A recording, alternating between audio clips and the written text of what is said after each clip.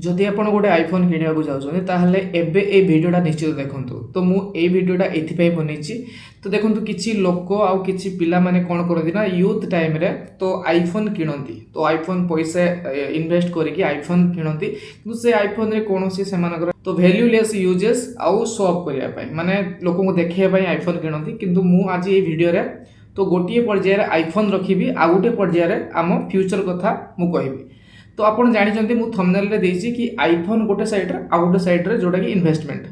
आमे आईफोन रे जते टका खर्च करछनी जदि सेही टका आमे इन्वेस्टमेंट रे जीवा तो गोटे भलो इन्वेस्टमेंट करबा ताहले हमकु आईफोन केते प्रॉफिट दबो आउ से इन्वेस्टमेंट केते प्रॉफिट दबो चलंतु आज आमे जानिबा। तो प्रथमे आमे कथा बा आईफोन विषय आईफोन आमे जदि 1,10,000 कि 1,20,000 टका दे किनुचंती ताहले तो से केते दिन परे ता वैल्यूटा बढ़ुची।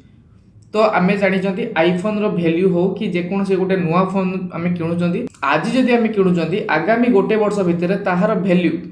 कमिज एटा आम जानी किंतु सही टाइम रे जदि आम कौन वेल्थ रे इन्वेस्टमेंट करूँ ना आम म्यूचुअल फंड्स रे कौन एसआईपी नौकरी ताहले आम वैल्यू आगको बहुत भल रिटर्न्स दब। तो प्रथम आम जाना कि आज आम 1 लाख टकर गोटे आईफोन किଣିले तो आईफोन माने आप जानते लाख टका कथबार्ता हाँ कम टंगार मिलूँ किंतु लाख टका आम मिनिमम धरवा आपड़ जब लाख टका देकी गोटे आईफोन किणुचंती ताहले आज प्राइस तार लाख टका अच्छी आपड़ आगामी 2 वर्ष पर जितेबाला आपन को से आईफोनटा केते दरकार पड़ो क्या सेल करने को पड़े ताहले आपन से लाख टकर कौन सेल करें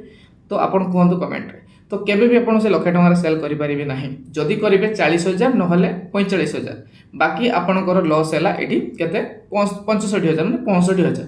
तो ये 45,000 जो सेल कले तो आपंकर लॉस रही किंतु 2 वर्ष पर जदि आप सेकेंड पर्यायर जो मो एसआईपी रखी से एसआईपी जदि आप इन्वेस्ट करूँगी ताहले आपन को ये कंपाउंड इंटरेस्ट मिल ठीक अच्छे। कंपाउंड इंटरेस्ट किपरि कैलकुलेट करा जाए तो देखो मुझे आपको कही रखी तो आईफोन लाटेस्ट नवा आम तो फॉर एग्जांपल 1,60,000 माने जो आईफोन 17 प्रो मैक्स जदि आप किणुचंती ताहले सही टंका को आपण जदि आईफोन बदल में एसआईपी आसिक इन्वेस्ट करूँ म्यूचुअल फंड्स मतलब भल फंड्स जदि आप इन्वेस्ट करूँ ताहले 1,60,000 जदि इन्वेस्ट करूँ गोटे वर्ष रिटर्न आसो 2,28,112 रुपीज तो यहाँ हूँ 1 ईयर कंपाउंड इंटरेस्ट जदि 2 वर्ष को जीवा आम 2 वर्ष कंपाउंड इंटरेस्ट आपंकर धरी 3,25,406 रुपीज तो यहाँ किपर है से हिसाब से आम जब 3 वर्ष को जीवा ताहले डिस्प्ले आपको एमती देखा तो से आप पाइबे तो 3 वर्ष कि 2 वर्ष पर आपंकर आईफोन वैल्यू 60% रु 65% खसी जाऊँ आपड़ जदि सेम समय एसआईपी करूँ ना आप इन्वेस्ट करूँ से टंका को कंपाउंड इंटरेस्ट जदि आपको मंथली 3% इंटरेस्ट रेट भी मिले ताहले कंपाउंड इंटरेस्ट जदि ये जारी है जदि कंपाउंड इंटरेस्ट लगिगला ताहले आपको 2 वर्ष पर 3,25,000 टंकार आपको टोटाल रिटर्न्स मिलूँ माने आपण मानि नियंतु आजिका समय आईफोन जदि आपण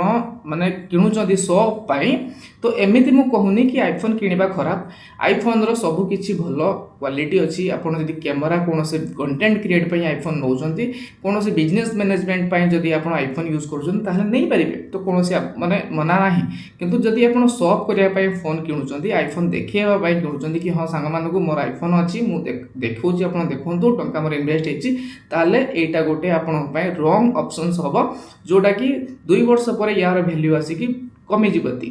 किंतु जदि आप सही टाइम रे भलसे आप चिंता करी जदि कौन फंड्स रे आप इन्वेस्ट करूँगी ताहले कंपाउंड इंटरेस्ट आपन को एत टका रिटर्न देदेव तो आप एट ए टाइम 3-3टा आईफोन नहीं पारे 3-3टा ना गोटे नहीं कि आप आउ बाकी जाक पैसा सेविंग कर रखिपारे तो कौन कहते हैं आप कौन इंटरेस्ट दौरान तो जदि आप इंटरेस्टेड अच्छा ताहले मते कमेंट करी निहांती कहतु वीडियो किपर लगे जदि आप वीडियो पसंद करता लाइक करेंगे और चैनल नुआ सब्सक्राइब करेंगे रही।